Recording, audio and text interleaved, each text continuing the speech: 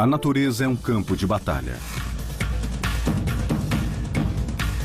Um grupo de animais armou-se com uma nova e mortal arma química. Pronta para paralisar, matar e até fazer reféns. A natureza inventou uma arma biológica absolutamente perfeita. O que pode resistir ao veneno? Evolução. A história da sobrevivência. Evolução.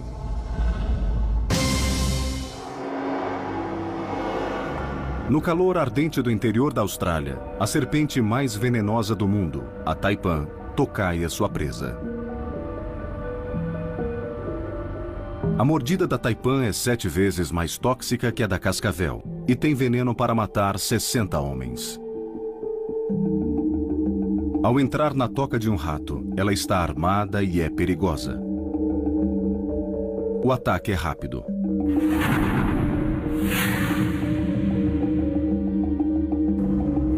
Em segundos, o rato tem convulsões, enquanto seus órgãos são atacados por toxinas que o levam à morte. Veneno.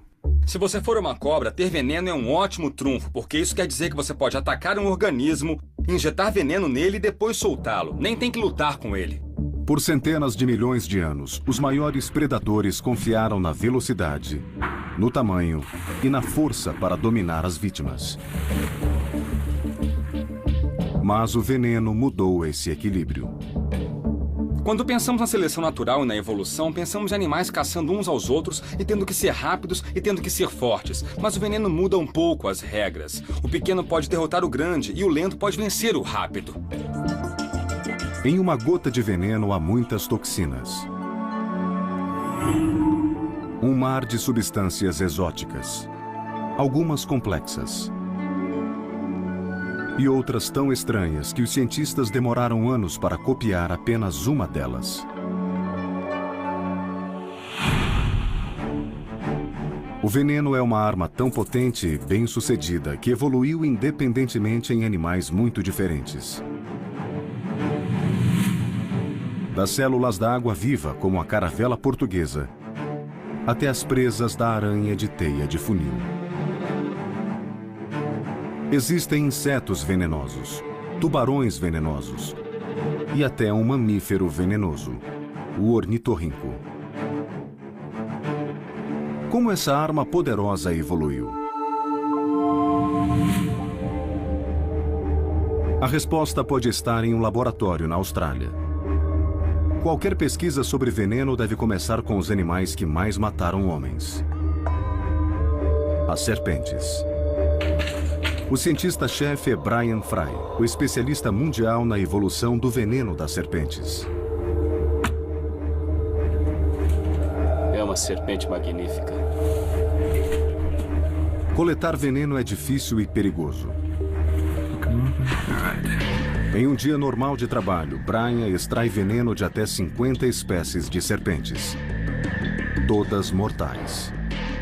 Esta é a serpente mulga australiana. Esta é uma serpente marrom.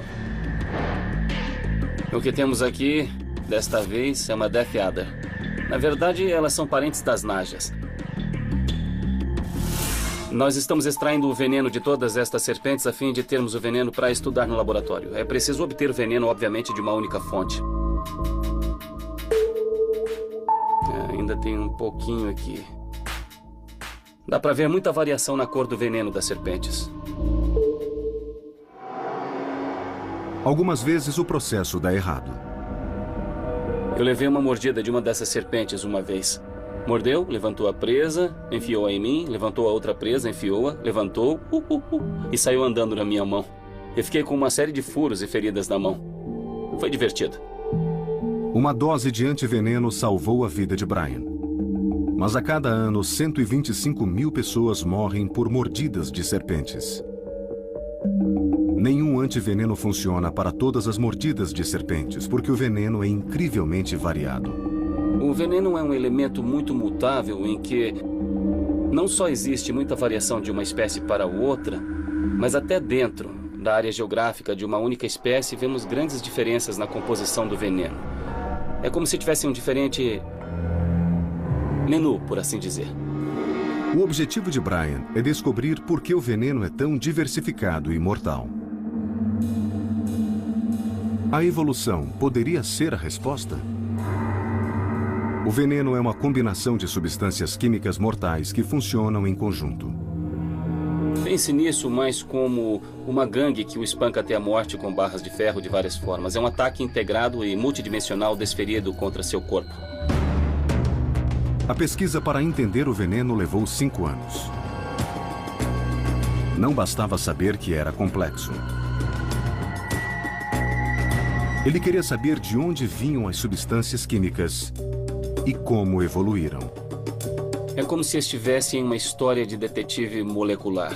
O que fazemos é quebrá-lo, separamos todos os diferentes componentes em seus elementos individuais, fazemos uma grande variedade de testes e outras análises para descobrir o que o faz funcionar e matar e como podemos usá-lo. Brian testou os efeitos de centenas de venenos de serpentes, observando o efeito horrível sobre os tecidos animais. Alguns dissolviam músculo como ácido. Alguns faziam órgãos, como o coração, estourar. Outros causavam paralisia imediata. Depois, ele usou a cromatografia líquida para separar as substâncias químicas existentes em cada veneno. Nesse gráfico, cada pico indica uma toxina diferente em um único veneno. O que fizemos foi separar essa mistura complexa em cada um de seus elementos individuais que foram coletados, cada um em um frasco. Agora temos a impressão digital desse veneno. Essas impressões digitais revelaram algo surpreendente. As substâncias no veneno das serpentes evoluíram das proteínas.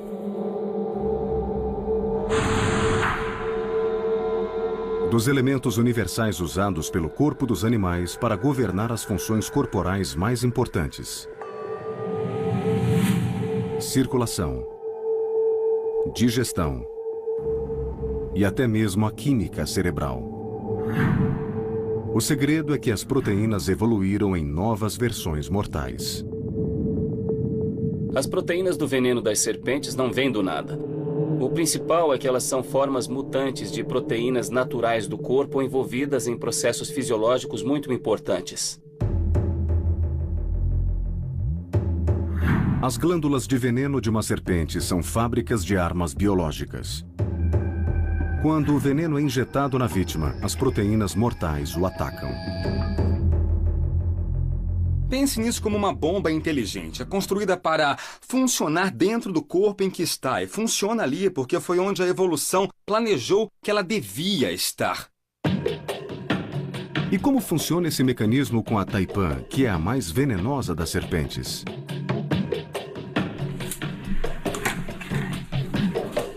Para ver os efeitos do veneno em ação, Brian faz um teste com seu sangue. Tiramos um pouco, não tão pouco, do meu sangue e vamos usar isso. Vamos adicionar o veneno de Taipan em um frasco e deixar o outro frasco descansar. Então poderemos ver a diferença. Estou acrescentando veneno de Taipan ao sangue. Este é o meu sangue, sem nenhum veneno. E este é meu sangue com veneno de Taipan. Dá para ver o que aconteceu. Ele se tornou um coágulo sólido.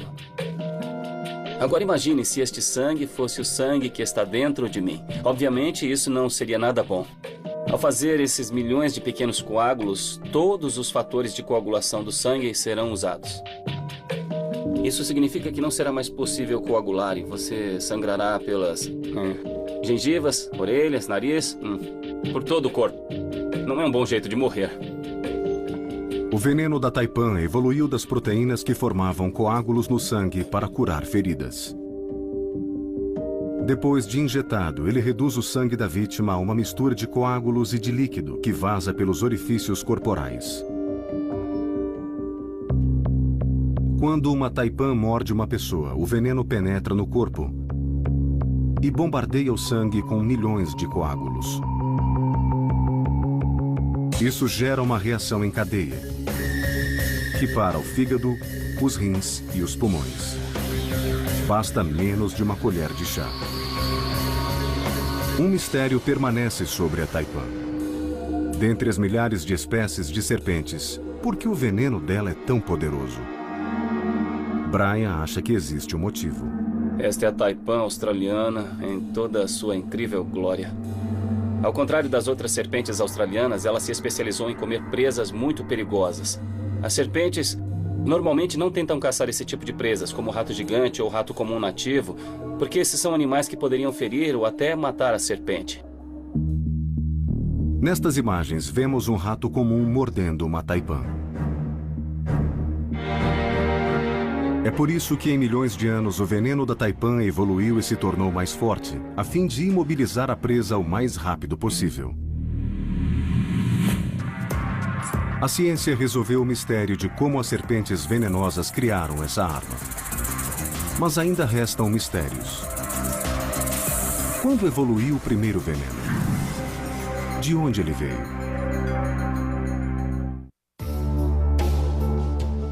O biólogo Brian Fry descobriu como as serpentes criam armas biológicas, com venenos muito diversificados e que continuam a evoluir, conforme as serpentes adaptam o veneno a seus vários habitats, até mesmo embaixo d'água. As serpentes marinhas são incrivelmente venenosas.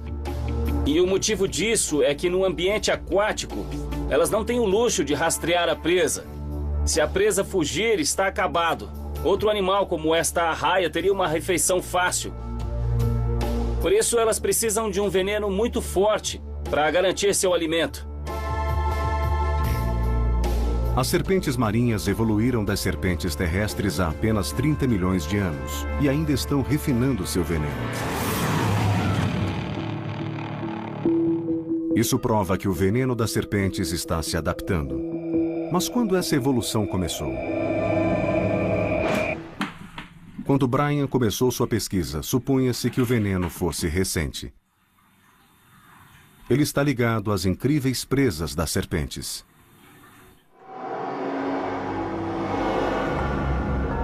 As presas são dentes ocos, como agulhas hipodérmicas, por onde o veneno flui sob pressão. É assim que as presas de uma cobra cuspideira podem lançar o veneno até 2,5 metros. Elas são tão perfeitas para injetar veneno que se pensava que ambos haviam evoluído juntos. Mas ao estudar as presas das serpentes modernas, Brian descobriu algo intrigante. 3 grupos de serpentes evoluíram com presas bem diferentes. Existem diferentes linhagens que têm presas frontais ocas de tipos muito diferentes. Temos as das víboras, como as cascavéis americanas, que têm articulações e são muito longas. A das najas são curtas e fixas. E a das Atractaspidídeas saem pelos lados. Isso significa que o veneno deve ser anterior aos diferentes tipos de presas. Quando Brian e outros especialistas traçaram a evolução do veneno no tempo, eles descobriram que as primeiras serpentes não tinham presas, mas tinham veneno. Isso sugeria algo estranho. Talvez o veneno não tenha começado com as serpentes. Elas devem ter herdado o veneno de um ancestral.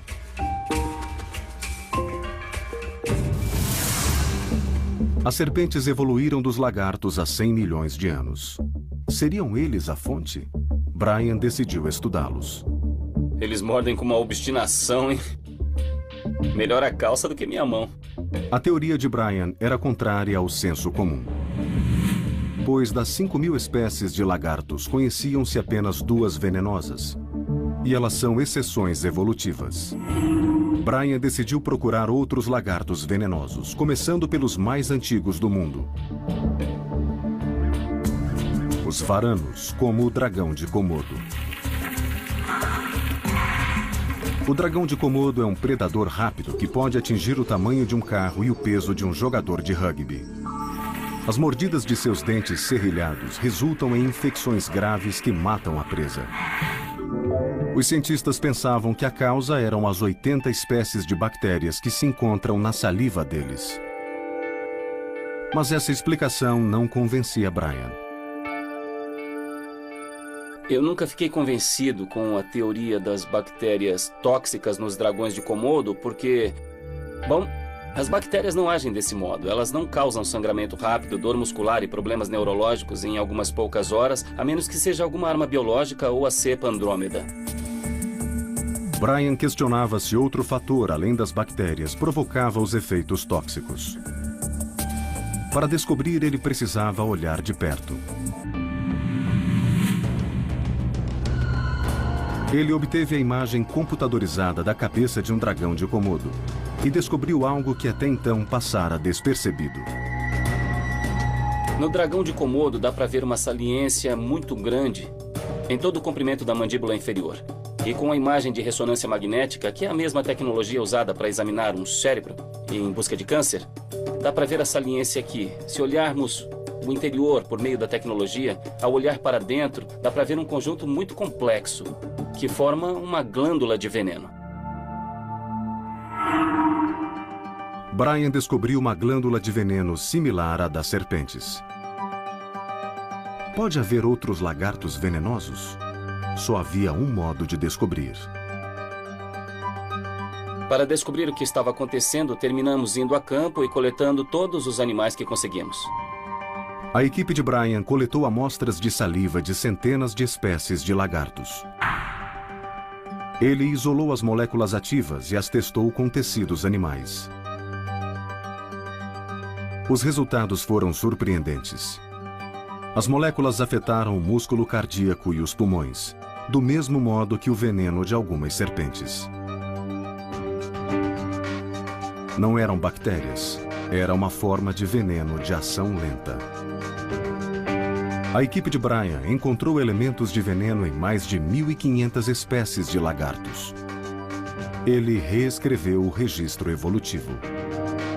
Começamos examinando qual era realmente a composição química real dos venenos e descobrimos que existem vários elementos que são compartilhados por lagartos e serpentes. E essa foi a prova final de que eles descendem de um ancestral venenoso comum. Agora pensamos que o veneno das serpentes, sua arma mortal, começou a jornada evolutiva nos primeiros lagartos, milhões de anos antes do surgimento das serpentes. Mas esses não foram os primeiros animais a apresentar veneno. Na natureza, as coisas úteis evoluem mais que uma vez. Isso aconteceu com as mandíbulas, com os olhos e também com o veneno. O veneno apareceu em vários grupos diferentes de animais ao redor do mundo. Apareceu em peixes, em mamíferos, em insetos, de modo independente. E depois de aparecer em um grupo, ele continua porque lhes dá muita vantagem sobre os animais contra quem eles competem. O mistério dos venenos continua. Se há uma vantagem tão grande, por que existe apenas em uma elite? Por que nem todos os animais o têm?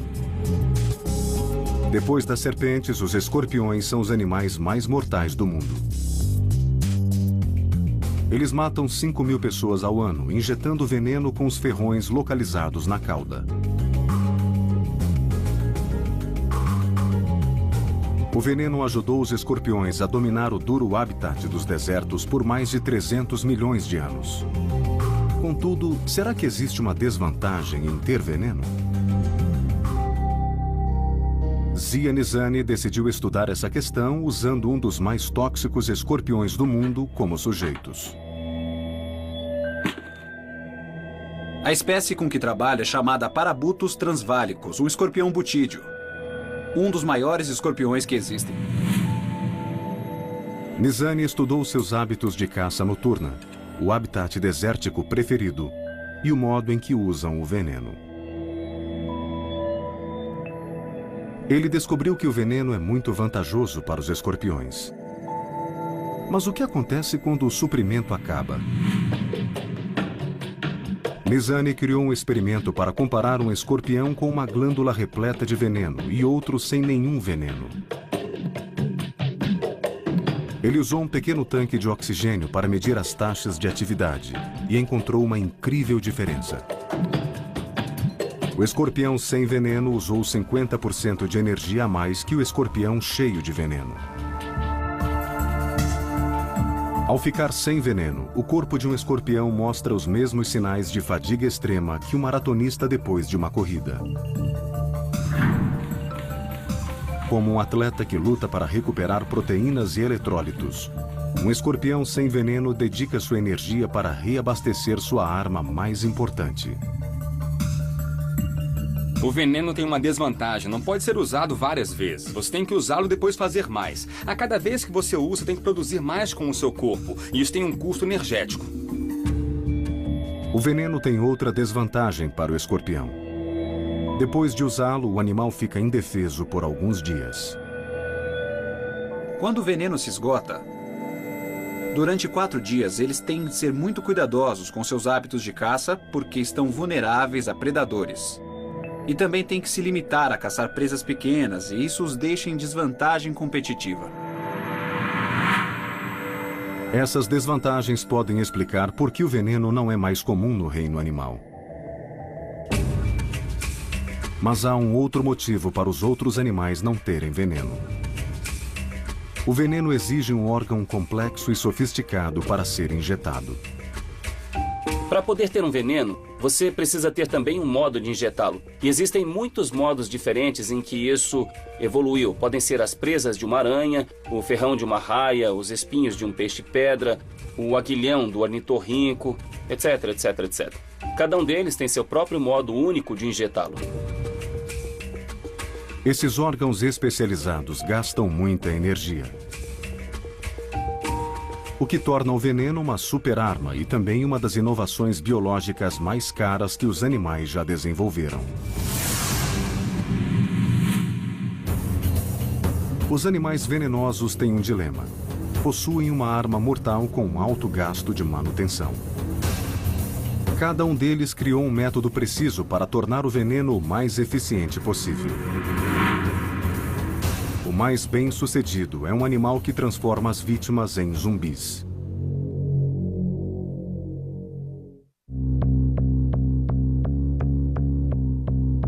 Um grupo de elite de insetos venenosos carrega mais armas químicas que qualquer outro animal. Cada um deles evoluiu seu próprio meio de ataque. Ferrões que picam e presas que laceram. O veneno dos insetos é um mundo complexo de microengenharia.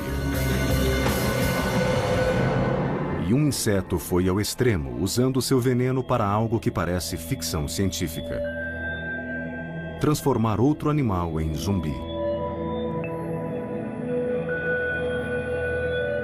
Estas são as vespas joias.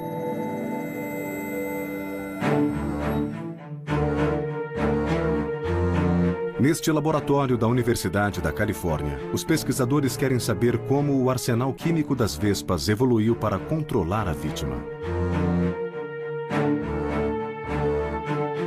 Eu primeiro fiquei fascinado com os venenos porque eles representam um tipo de guerra química. As vespas joias são parasitoides. Elas paralisam a presa para que seus descendentes se alimentem dela. Depois de décadas de pesquisa, os cientistas começam a entender os segredos de seu veneno. As fêmeas lutam com o hospedeiro, que é muito abundante e 6 vezes maior que elas: a barata. O pesquisador Chris Banks criou um método engenhoso para estudar o veneno das vespas. Nós vamos colocar uma vespa e uma barata nesta área aqui e deixar que elas interajam. Nós também colocamos frascos de vidro que irão funcionar como tocas substitutas para a vespa.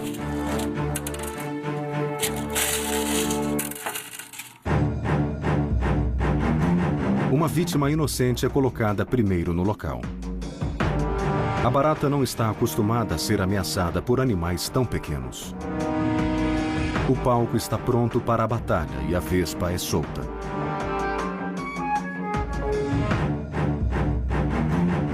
Assim que a vespa joia percebe o hospedeiro, ela surpreende a presa e aproveita essa vantagem para atacar. O primeiro golpe da vespa é brilhante. Apenas desarma a barata. A primeira ferroada atinge o sistema nervoso central e provoca a paralisia temporária das pernas anteriores. O veneno atinge o sistema nervoso da barata entre as pernas dianteiras, paralisando-as. Isso permite que a vespa desfira um segundo golpe muito mais preciso no cérebro. A vespa enrola-se ao redor da barata para ferroar o cérebro e injetar o veneno que a transformará em zumbi. A barata respira lentamente e nem tenta escapar. A ferroada no cérebro provoca uma mudança comportamental dramática na barata e transforma ela num zumbi. O veneno da vespa desliga os sinais transmitidos por uma substância química cerebral chamada dopamina. Nos seres humanos e em outros animais, a dopamina é um mensageiro químico natural presente no cérebro e que regula movimento e sensação. Sem dopamina, a barata não pode se mexer nem escapar. Milhões de anos de evolução refinaram a capacidade da vespa para atingir seu alvo e desligar a dopamina com a precisão de uma cirurgia cerebral. Essa habilidade não é aprendida. Ela é herdada por todas as vespas, que são neurocirurgiões natos. Para recuperar parte da energia perdida com as ferroadas, a vespa corta a ponta da antena da barata e bebe seu sangue. Depois, a vespa leva seu zumbi para uma toca.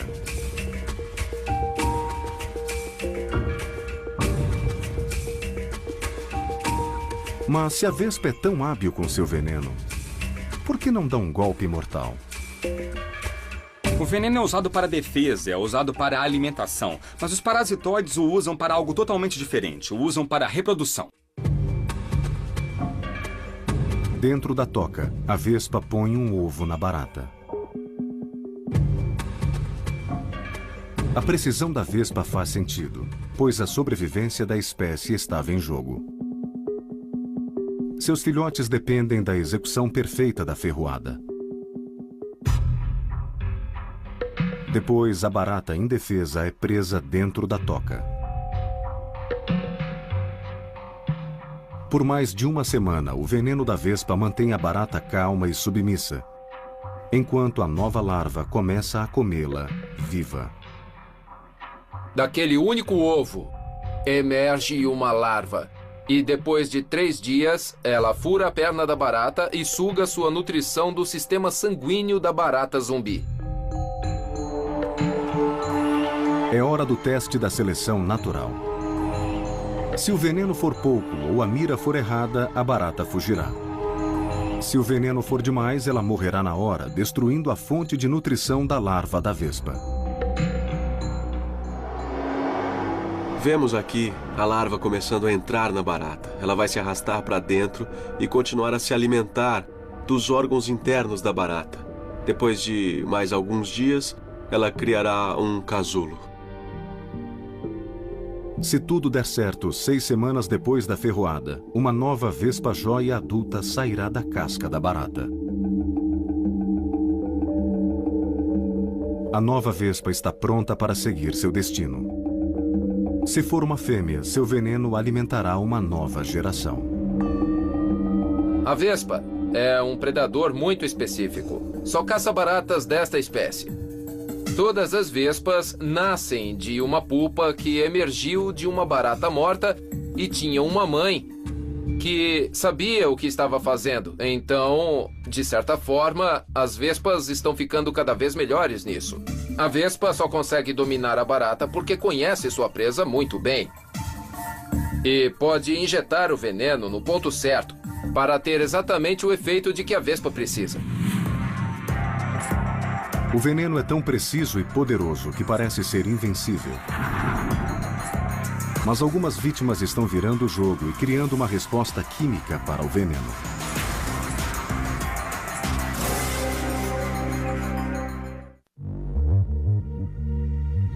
O veneno da cascavel é tão forte que pode matar um homem.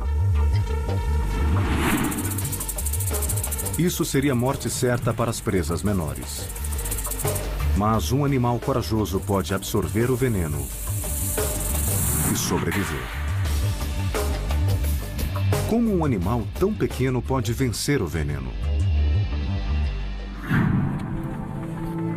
Nas florestas do norte da Califórnia, 2 cientistas, Don Owens e Dick Koss, presenciam esse encontro extraordinário, em que um predador mortal será confrontado. De um lado, o esquilo da Califórnia, e do outro, seu adversário, a cascavel do Pacífico Norte. Aqui, pega este laço. Vamos lá. Vai. Opa! Calma. Tudo bem. Os esquilos são o alvo principal dessas serpentes, e estes são os favoritos. Os filhotes que se encontram nas tocas. Essas serpentes comem muitos filhotes de esquilos. Nós estávamos observando uma pobre mãe com filhotes. Ela fez 2 entradas diferentes para a toca, mas havia uma cascavel em cada entrada. Ela se esforçava para passar para retirar os filhotes e levá-los para outra toca.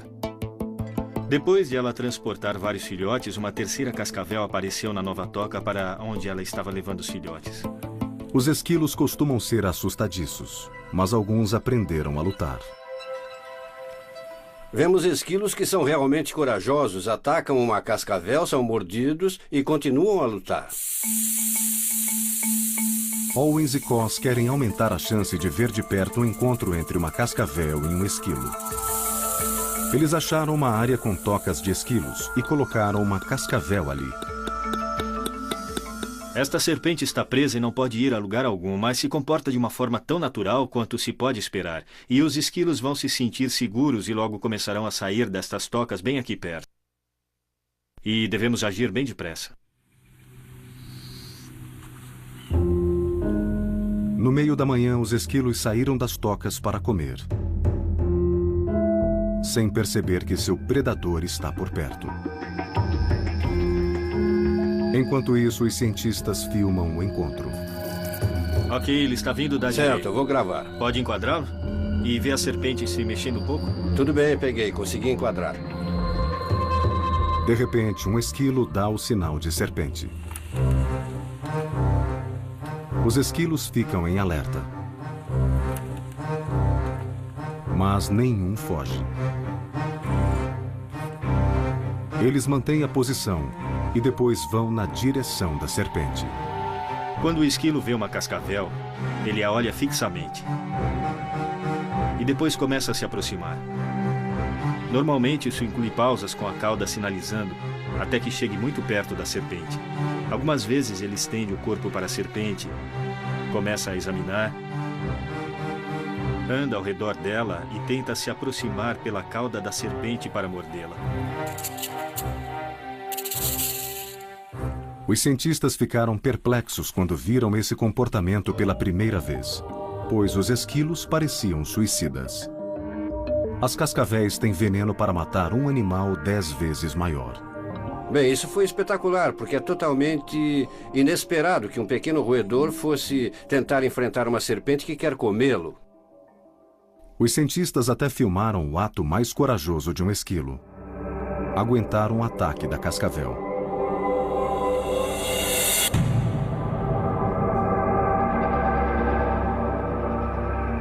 E não foi a primeira vez que viram isso.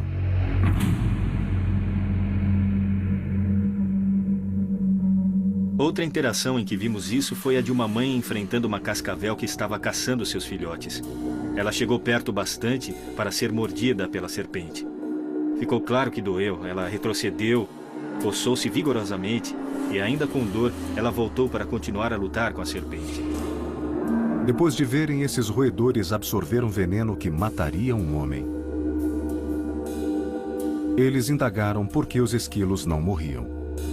Eu fiquei muito tenso, esperando que a mordida fatal fosse dada. Mas isso não aconteceu. Houve mordidas, mas não foram letais. É quase como se os esquilos estivessem andando com um escudo contra esse veneno. Os 2 cientistas perceberam que estavam vendo algo incrível. Alguns esquilos pareciam ter desenvolvido um antiveneno. Haveria uma resistência em evolução? O cientista Jim Biardi juntou-se à equipe. Ele precisa testar o sangue dos esquilos para descobrir se eles desenvolveram uma defesa contra esse veneno. Ele anestesiou centenas de esquilos para extrair uma amostra de sangue.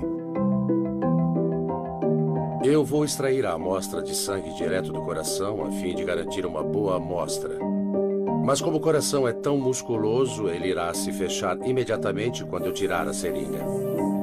Biardi isolou o plasma, a parte clara do sangue dos esquilos.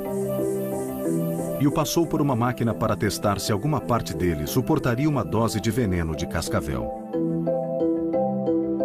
Em cada recipiente, posso colocar uma mistura de veneno de serpente e plasma de esquilo, para ver se o veneno permanece ativo. O código de cor indica o nível de atividade do veneno na presença sanguínea do esquilo, sendo que azul é atividade muito baixa e vermelho é muito alta. Cada quadrado na linha superior representa uma parte diferente do sangue do esquilo. O vermelho indica uma parte que não resiste ao veneno da cascavel. Mas o azul mostra uma parte que protege o esquilo dos efeitos tóxicos do veneno e permite que ele seja mordido e sobreviva.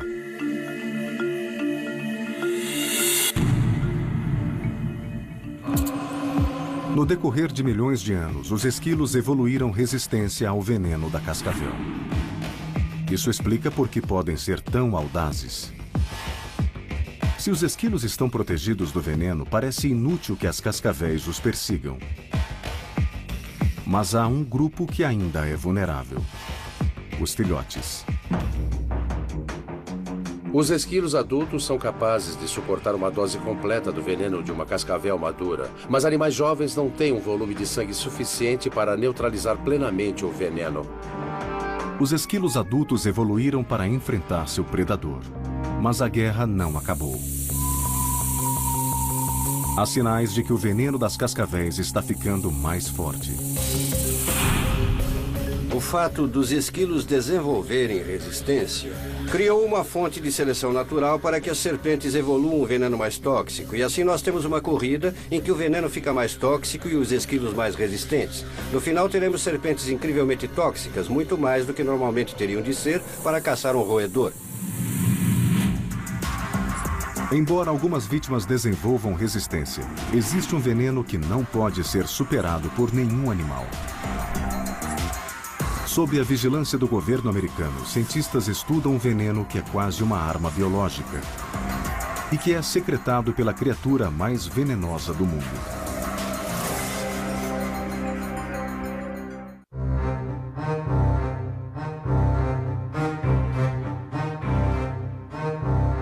Em um laboratório de segurança máxima em Utah, espreita a criatura mais venenosa do mundo.